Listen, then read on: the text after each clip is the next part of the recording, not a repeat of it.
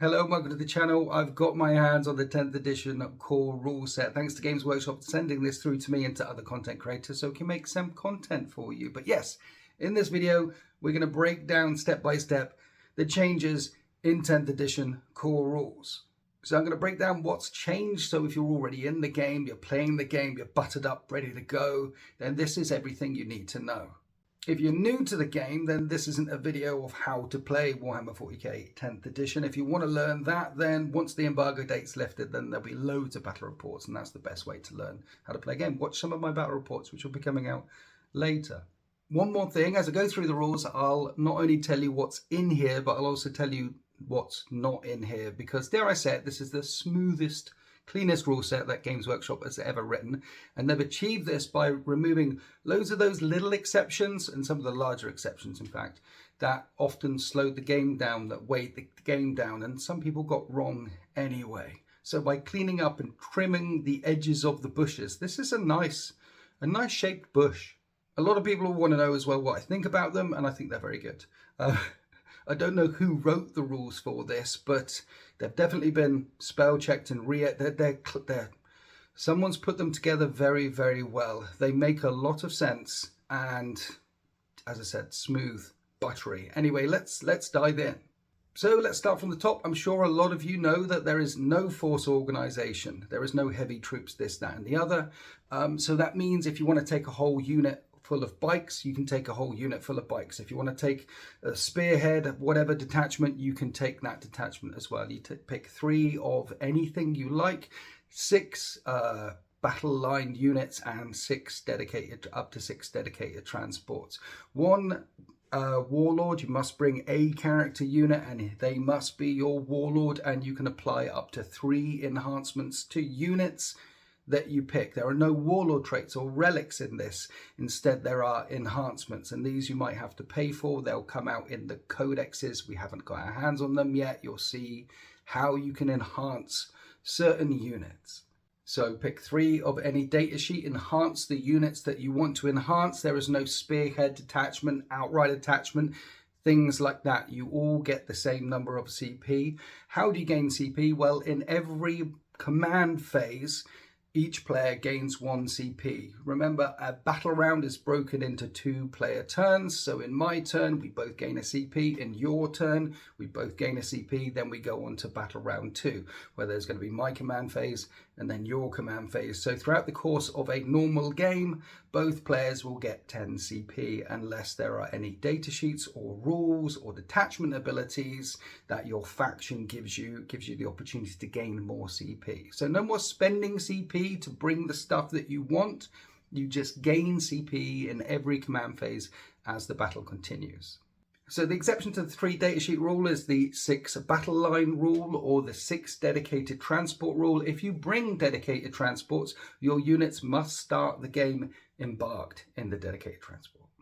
That's not much of a change, but I know I certainly have in the past fielded some Razorbacks, and then there's the 5 guys that came with the Razorback, and I gave one of them a las cannon. I stuck them up on this bit of terrain here to hold on to that objective and started the Razorback empty so it could pound away. We can't do that anymore. You have to start in the dedicated transport. Then next up we have reserves. There's a couple of different types of reserves. First, we'll talk about strategic reserves. You can reserve up to 25% of points of your army for free, no CP. You can just reserve them off the table, and strategic reserves can only come on in turn 2 onwards. And when they come on in turn 2, they can come on anywhere within 6 inches of the board edge, more than 9 inches horizontally away from enemy models, and not within your opponent's deployment zone. And in turn 3 onwards, they can come in from your opponent's deployment zone as well. What does this mean? Well, it means that it's going to be quite viable now to keep a unit of weaker units or a unit of something or other back at the edge of your board edge in reserves, in strategic reserves, to run on in turn 2 or turn 3 to sit on an objective later, a unit that maybe you didn't want to have nuked, that you were scared might get shot at. Another thing you could do is there's some big tanks in your army that you don't want them to fire in turn one because your opponent has many more tanks. One of the things that you could do is leave your tanks off the battle grid so long as it doesn't exceed the 25% point thing, and then move them on in turn two because they haven't been shot at yet, and then try and nuke some of your opponent's big tanks. Remember, in turn two they'll be able to come on from the sides so long as they're 9 inches away from an enemy horizontally and not within your opponent's deployment zone. A chance to counter ambush there. I like it. It's free, it's simple. Currently, reserves must come in turn 2 or turn 3. There's no exceptions in the main rules here about reserves coming on in turn 4 or turn 5, however. That's in the main rules. I'm sure there will be exceptions in the different mission packs that Games Workshop release, though, particularly for match play. Aircraft have to start in strategic reserve and will count towards your 25% points limit strategic reserve limit. Aircraft are treated as strategic reserves for all rules purposes. The exception for this is some aircraft have the hover mode type, and you can declare that that aircraft is in hover mode and place them on the battlefield in turn 1 if you want to. If a model is in hover mode, then until the end of the battle, its move characteristic is 20, and it loses the aircraft keyword, and it loses all associated rules for being an aircraft until the end of the battle. So no Force Orc, no Elites, no Heavies, none of that sort of things. Pick up to 3 of any data sheets. You can have 3 captains, 3 lieutenants, 3 librarians running around if you want to. The only exceptions is the battle line troops and the dedicated transport troops, and units must start in the dedicated transports. Aircraft must start off the table, and then strategic reserves you come in turn 2 onwards. Then there are reserves. Some units have rules that allow you to place them in reserves, and there is no rule in this book that tells you that those units can't come in turn 1. There might be a rule on a data sheet saying this unit can be placed in deep strike reserves, or this unit may enter play from this type of reserve, from a webway or something like that. And on the data sheet, it might say that they might not be able to come in turn 2. But if it doesn't say it in the data sheet and it doesn't say it in the core rulebook, that means your reserves, if they're not in strategic reserves, could enter play in turn 1. So it sounds complicated, but it's not really. Essentially, some units you'll be allowed to place in reserves because they have that rule. And the rule for bringing those in from reserves are turn 1 onwards, unless it specifies in their data sheet. And that's what those units can choose to do. And then all other units, you can choose to put up to 25% of them in strategic reserves if you want to, and they come on in turn 2 onwards. So that's how you set up. You're getting a CP in every command phase, you and your opponent, and then you start playing the game. And then we're on to the movement phase. And here's one of the first nicest changes that I really like to see. When you move units around in the movement phase, your units, you can move over your own models as if they weren't there. This is nice and clean. It's beautiful. Because how many times in a battle, and I know I've done it so many times, I've moved a unit first and thought, oh no, I want to move this unit first. And I've had to speak to my opponent, and every time I've asked them, do you mind if I move that back or move that round? It's not chess, right? Can I move them round again to make sure I'm in the right place where I really want it to be? I've had hundreds of those conversations. Those conversations are gone. It's just cleaner now. In your movement phase, you can move your stuff, and it doesn't matter what stuff is in front of other stuff. Just move your stuff, and you can move other stuff as if it wasn't there. It makes it just simpler and quicker and a cleaner movement phase. If there's terrain on the battlefield that's 2 inches or less in height, you're not slowed when you move over it. So jumping over barricades now no longer slow you down. Moving through craters, things like that, no longer slow you down. Also moving through trees and ruins and terrain features as well, no longer slow you down. Basically, if it's a terrain feature, you just keep on chugging. If it's less than 2 inches, you keep on chugging. The only thing that will slow you down is if it's higher than 2 inches. You'll have to climb up and over and down it. If it's a big ruin or something that blocks you, you'll have to go around it. But no more slowing down. Stuff just moves as far as stuff moves, unless they're like climbing up and grappling and doing the Batman thing. It was at this point he remembered he forgot the command phase. At the start of the game, you have the command phase, 1 CP each. Then you do all your command phase actions, if there are any command phase actions. And then once you've done that, you take battle shock tests, which is a leadership test on 2d6 equal or higher than your leadership and is a pass. Any unit that is below half strength has to take a battle shock test. That includes 1 wound models, which means that in turn 1, if you go second, you could have a unit that is reduced to less than half strength, and then in your turn 1, you take a battle shock test for that. And if that unit doesn't take any further casualties in turn 2, turn 3, turn 4, turn 5, they're still going to be taking battle shock tests in turn 2, turn 3, turn 4, turn 5, because they're going to be less than half strength. The same for your big monsters as well. As soon as they get to less than half strength, they have to take these battle shock tests. If you fail a battle shock test, you can't use any stratagems on them. Their objective control ability goes down to 1. And if they want to fall back from combat, they have to take a desperate breakout test. A desperate breakout test, quite simply, is roll a dice for every model, and on a 1 or 2, that model is destroyed. That means rolling for models individually. So if you've got a sergeant guy in there or a guy with a big gun in there, then you'll have to roll for the sergeant, try not to get a 1 or 2. You'll have to roll for the big gun, try not to get a 1 or 2. And then you've got 6 normal Marines, then you can roll for all of them together. Don't get a 1 or 2. That's falling back from combat if you're battle shocked. The other time desperate breakout happens is if you're surrounded by enemy units and want to fall back out of combat, you can now fall back in your movement phase through enemy models as if they weren't there, so long as the move gets you outside of engagement range of any of those enemy models. Any of your models that can't be moved their full movement to get them outside of engagement range of those enemy models will be removed as casualties. And then the ones that do manage to get out, don't roll any 1s or 2s, otherwise they get removed, destroyed as well. So Desperate Breakout was one of those stratagems that you had to pay for, but now it's just in the core rules, allowing you to fall back.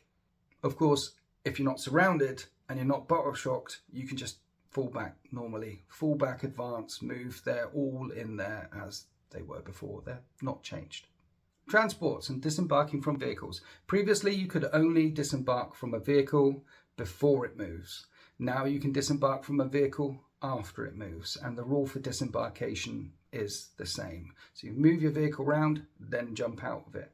If you jump out of a vehicle before it moves, you're still eligible to advance and charge that unit. If you jump out of a unit after it moves, you're not eligible to advance and charge that unit. The unit that's come out of a transport after it has moved counts as making a normal move, that unit. So an advanced move is a different type of move, they can't advance. If a unit falls back from combat, the unit inside can't disembark either. So if you want to get your units out of a transport that's got assaulted, you're going to need to get them out first before you move the transport out. If the transport is completely surrounded, it could do a desperate breakout thing, but on a 1 or 2, that's going to be a destroyed transport. Now, I said you can't charge out of a vehicle after it's moved, but Games Workshop have leaked the datasheet for the Land Raider, giving it the assault rule. So we know there's going to be vehicles coming that have the assault rule, which is you can move a vehicle, disembark from a vehicle, and then charge from that vehicle. I'm sure lots of Dark Eldar skimmers are going to have that rule, and maybe some Orc trucks and things we shall see. But the the Land Raider certainly has that one. If a vehicle gets destroyed and there's units inside of it, then you roll a dice for every unit, for every model inside of it, and on a 1, they take mortal wounds. It's better than it was before because you could have 2 wound models or 3 wound models inside a transport, and if you rolled a 1, then that whole model was gone. Now that unit only takes a mortal wound. So if there's 10 models inside, roll 10 dice, and for how many 1s you get, that's how many mortal wounds you apply to that model's unit. It's not going to have any impact on 1 wound models, but Space Marines, well, and 2 wound models, they've suddenly got a bit chunkier now. It's less likely that you're going to lose 3 or 4 or 5 models when you roll 5 1s. Instead, when you roll 5 1s, you take 5 more wounds and lose 2.5 models. When a unit disembarks from a destroyed transport, when the transport is destroyed and it's gone, they count as battle shocked as well. And that's one thing to remember. I kind of like this rule as well, because you can't just put a transport now on an objective saying, shoot me, and then the unit gets blown up, and then the unit piles out, and I've got that objective anyway. That was a tried and tested tactic in 8th and 9th edition, but now you can't do that, because if the transport, which will have an objective control score of 2 or 3 or something, if that transport's gone and the unit has to emergency disembark after rolling all your ones, that unit counts as battle shock, so they're not controlling that objective. They have an OC of 0. What if you can't get your units out within 3 inches? Well, then you need to emergency disembark. Again, this was a stratagem in the older edition. Now it's just in the core rules. Emergency disembarkation is, I can't get my unit out, but if you can get your unit out within 6, then you can put your unit out within 6 and you roll a dice. And instead of suffering mortal wounds on a dice roll of 1, the unit that emergency disembarked within 6, because it had to go that far, will suffer mortal wounds on a 1, 2, 3.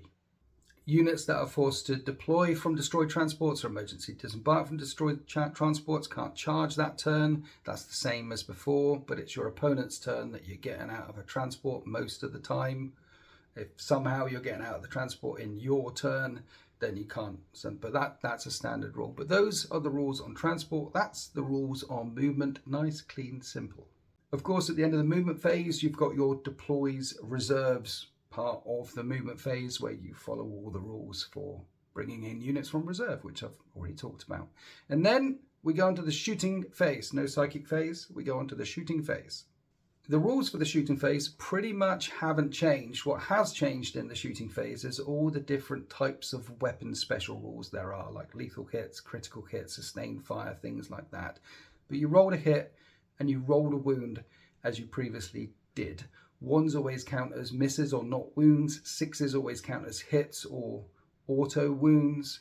The change for the armor save, though, is significant. So previously, you could stack lots of pluses to your armor save. You could have a unit that has cover and then Shroud's Arm and then a psychic power. You could have units that have a +5 cover save, and you're shooting at them with las cannons and multi-melters and things like that, and they've still got a 2-up save or a 1-up save. Well, now armor saving throws can only be improved by +1. So if you've got a model with a 4-up save, the best saving throw that you'll be able to get on that is a 3-up save. You're not going to be able to go all the way down to a 2-up save with those annoying Skitarii in cover with a permanent 2-up. That's gone. +1 to your saving throw.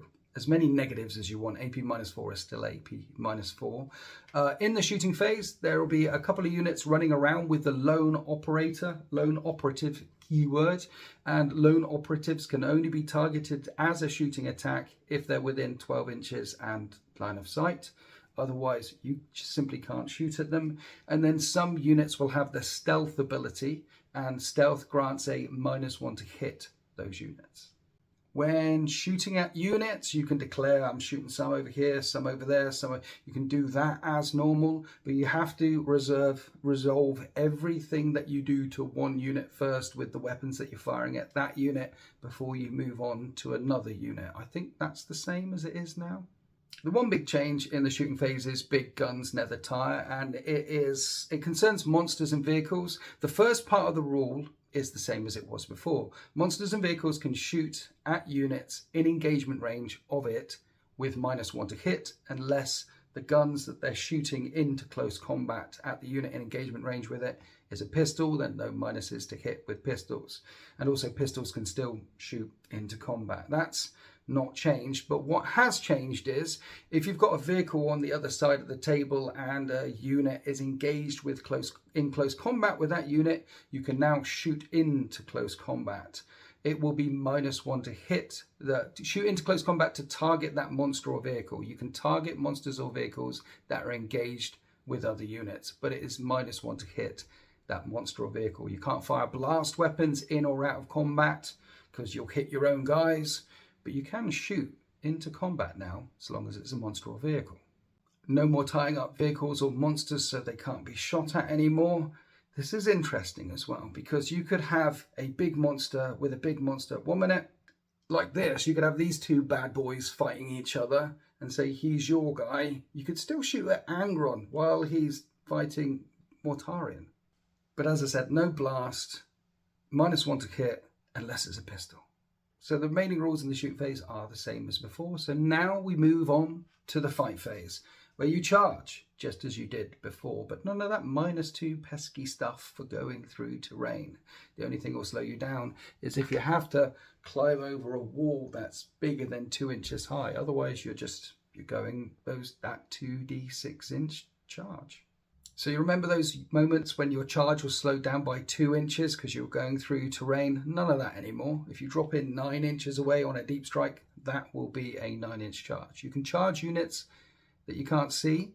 The charge roll must be sufficient to enable the charging unit to end that move within engagement range of every enemy unit that you selected as the target of a charge, and without moving within engagement range of any enemy units that were not selected as the target of a charge, and in unit coherency. So there are some shenanigans here. For the charge to be possible, you have to move your charging unit within engagement range. You could move a model within engagement range of the unit that you declared as a charge, and then string out with some other units, if you choose to do so, to tag an objective somewhere else. So long as you enter that charge in engagement range, and one model can do that, that's a successful charge. Then at the start of the fight phase, you pile in 3 inches. Each time a model makes a pile in move, it must end that move closer to the closest enemy model. It can also end that move in base-to-base contact with one or more enemy models while satisfying all the conditions. Now, there's a couple of things going on with the pile in here. First, when you pile in, you must move to the closest enemy model, so you can pile in to units that you didn't declare as a target of a charge. And the second thing is, when you pile in, you must end your move closer to the closest enemy model. So if there are no enemy models to pile into, you don't pile in. When does this happen? Well, many times in 8th and 9th edition, you might charge a unit here with 2 units. I'll charge that unit with this unit, and I'll charge that unit with this unit. Then in the fight phase, this unit completely kills the other unit. Then the second unit can no longer pile in. In 8th and 9th edition, you could still, with a charging unit, pile in 3 inches and consolidate another 3 inches and get a free 6-inch movement. But that's gone now. In the pile in phase and in the consolidation phase, you must end that move to get in engagement range of enemy models. And if there are no enemy models there, you don't move. That also means if a single unit charges a unit and then piles into that unit and then kills that unit, when it comes to consolidation, because there's nothing to consolidate into, you don't get a free 3-inch move. Basically, if there's nothing there to pile in or consolidate into, you don't pile in or consolidate in. With one exception. If you can, after all the units are wiped out, if you can consolidate, which will bring you in range of an objective marker, you're allowed to move 3 inches to get in range of that objective marker. If your consolidation move doesn't bring you in range of an objective marker, or your consolidation move doesn't bring you in engagement range of any enemy units, you don't consolidate. So free movement shenanigans are gone with pile in and consolidation moves. However, stringing units out in the charge phase is still a thing, and piling in 3 inches to get in engagement range of any enemy models is still a thing. And what is not in here is the rule that says you can't fight a unit that you didn't declare a target of a charge against. So when you get to the fight phase, anything within engagement range of an enemy unit, regardless of whether you declared that target as the target of your charge or not, you can still fight it. There were some weird things going on in the previous edition. I'm going to charge that one, but not charge that one, and I charge in there, and I'll tag them anyway. I'll move around, I tag them up, but I'm not fighting them, and they get to hit me, and I don't get to. That's gone. If you're in engagement range, you can fight. Who can fight? Well, the fight phase is broken down into 2 things now. We have the first fight phase, and then we have the remaining combats. In both steps of the fight phase, the fight first phase and the remaining combats, players alternate selecting eligible units from their army one at a time, starting with the player whose turn is not taking place. A charge move counts as a fight first, but if the defender has some units that have a rule that says fight first, even after you've made 1, 2, 3 charges, when it comes to the fight phase, the defender will pick one of their fights first units to fight first, and then you pick one of your charging units which has the fights first ability, because charging gains you the fight first ability to then fight first. And you go through all your fights first units, and then you go on to remaining combats, and in the remaining combat step, the defenders get to pick a unit to fight next. So fights first is a thing, but there's no mention of fights last, which I hope they keep. I hope there's no data sheets which say this unit fights last or forcing that, because fights last with fight firsts had lots of weird shenanigans. Now we've got 2 clear steps in the fight phase. These are the fights first units, the ones that charged or have abilities that allow them to fight first. And then we have other units that either didn't charge or don't have abilities that allow them to fight first. If they keep those 2, then that's clean, always going with the defenders. If they start introducing data sheets and rules that are fights last, then what happens when a fights last unit charges? Are they a fight first? There's weird things can happen there, so hopefully that's all cleaned up. Now, who can fight has changed as well. It's nice, it's clean, it's simple, I like it. Anyone in engagement range, which is 1 inch and 5 inches vertically, can fight. And then the second rank has to be in base contact with the unit that is in engagement range. So if you've got a big squad of 30 boys or 30 Hormagaunts, for example, who can fight, well, it'll be all the ones at the front that are in engagement range with the enemy, 1 inch horizontally, 5 inches vertically, and all the models that are touching them from behind in base-to-base contact. If you don't have models in base-to-base contact with the models that are in engagement range, if you've got some further back, they're not fighting at all. I like it. It's clean. Which ones are in base, which ones are not in base with the ones that are in engagement range. When you fight with 1 weapon on your profile, and you do all of those attacks with that weapon on your profile. You can split it between different units if you want to, but many of the data sheets show units with different close combat weapons. You pick one of them. The only exception to the rule is if a weapon has the extra attacks ability on the data sheet, then you fight with your primary weapon or versions of your primary weapon, and you always fight with your extra attacks as well. Then at this point, the fight phase is the end of your turn, and if you've killed all the stuff, no consolidating. If you haven't killed all the stuff, a bit of consolidating, and then the turn ends, and then you go on to your opponent's command phase, and you both get a CP. Your opponent does their command phase actions and then deploys stuff from reserves and starts moving. Let's talk about a couple of the exceptions, a couple of the little rules that they've got sprinkled in here. So we know what deep striking is, but some units will have the scouts ability, and scouts give you a pre-game move up to the number listed in the scouts value. If something has a scouts value of 8, that means before the first battle round, they can move 8. Some units will have the infiltrators ability, which means that they can be deployed in no man's land. It must be more than 9 inches away horizontally from any enemy models. That's what infiltrators do. And then some character models have the leader ability in their datasheet. Some don't, some do. A leader ability allows you to attach one character to a unit during the pre-game setup thing. When you're selecting what units are in dedicated transports, what units are in reserve, what units are deep striking, when you're doing all that stuff before the game begins, you can put a leader character with a unit. The units that they can lead are known as bodyguard units, and these will be listed on the datasheet for the unit.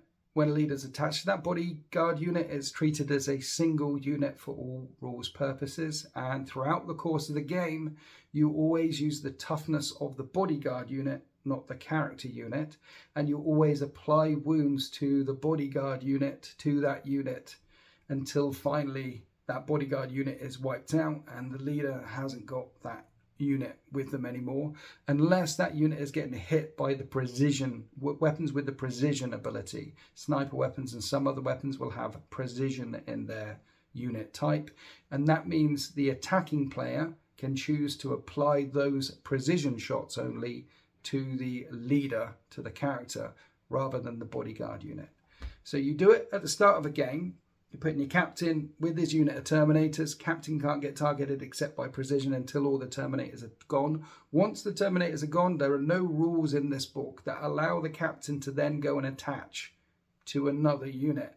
Attaching and leading units happens before the game begins, and not halfway through once a bodyguard unit has been wiped out, which means unless that captain also has the lone operator ability, once the unit that they're attached to is gone, you can target. It doesn't matter how close they are to any enemy units. If you can see them, you can shoot them from across the battlefield. We're going to have captains, librarians, archons, leading units, and then once the bodyguard unit's gone, hiding to stop them getting wiped out. The only exception to that rule will be if the leader character also has the lone operative ability as well. And remember, lone operatives means you can't target them in the shooting phase if they're more than 12 inches away. This is one of those rules that we're going to need to see how it plays out, because we're all used to the Lookout Sir rule, which isn't in this book. Lookout Sir stopped you targeting characters running around at the back of the field. Now, if you don't attach your characters to units, if they don't have lone operative, they can get targeted. So this one's we're gonna have to see how this plays out. The only way to protect your characters that don't have lone operative is to attach them to a bodyguard unit. And remember, you must bring one character, and one character must be your warlord. So we'll see how this one works when we all get the rules and we all get playing. And are your sergeants, not sergeants, but are lieutenants and librarians, are they going to be dead meat after turn 2 or turn 3? Or is that going to be part of the game now? Is it going to be, right, okay, that thing buffs that unit and he's the warlord and he's got an enhancement, so I really need to make sure that that unit dies so then I can kill the warlord and kill the thing. I guess that makes more narrative sense there. But what would make also more narrative sense is if they have the leader ability to be able to run off and reattach to another unit mid-game. Maybe there'll be some data sheets out there that'll allow certain characters to reattach to other bodyguard units so long as their original bodyguard unit has been completely wiped out. We'll have to see. We'll have to see what these data sheets show us. Talking about rules that are not in here, like Lookout Sir or the Force Organization, another rule that's not in the main rulebook is actions. They're gone. They're not in the main rulebook. Also, heroic intervention isn't in the main rulebook, sort of. It's a stratagem. It's a 2CP stratagem, and any one of your units can do it. Not just a character performing a 3-inch heroic intervention. This is a 2CP stratagem. Once your opponent has made a charge move, one unit from your army that is within 6 inches of that enemy unit can now declare a charge against that unit. This means it could fail. This means that you could roll a snake eyes or a 4 and you don't make that 6-inch charge. But for 2CP, any unit can make a heroic intervention. It won't count as a charge though. They won't get the fight first bonus when they go in there, but any unit can make a heroic intervention, which is nice. There's no psychic phase in this book as well. And the stratagems, let's briefly go through them because there is 11 core stratagems in here. We've got the command reroll. We've got insane bravery. Insane bravery, beforehand you could only do it once per battle. Now you can do it as many times as you want to. But of course, stratagems can't be used more than once in any phase. But insane bravery, basically after a unit has failed a battle shock test, you can spend a CP and they've passed that battle shock test. If you really need to hold on to that objective and you've been battle shocked and you've lost your objective score, 1 CP, you've got it. Counter offensive, that was that counter attack where you used to spend 2 CP to I'll fight next. That's in here. It still costs 2 CP. And you use it just after an enemy unit has fought and the rule says your unit fights next. I like that. That's cleaner. It doesn't say, because again, interrupting the fight phase, there were some weird janky mechanics that could go on there But now the counter-offensive strategy says, after a unit has fought, pay any 2 CP, your unit fights next. No matter what, it fights next, 2 CP. There is an epic challenge stratagem. Epic challenge for 1 CP. If a leader is attached to a bodyguard unit, you can spend a CP on a character that's hitting that unit to give your character all precision hits. So all of those hits will go straight on to that character. No hiding your librarian in its unit of Terminators when Angron comes flying over and spending a CP. All those hits are hitting that character. There's a grenade strat and a tank shot strat in the main rulebook, which suggests that most armies will have access to grenades and most armies will have access to vehicles, maybe not Tyranids, but the grenade strat and the vehicle strat in the core rulebook is curious.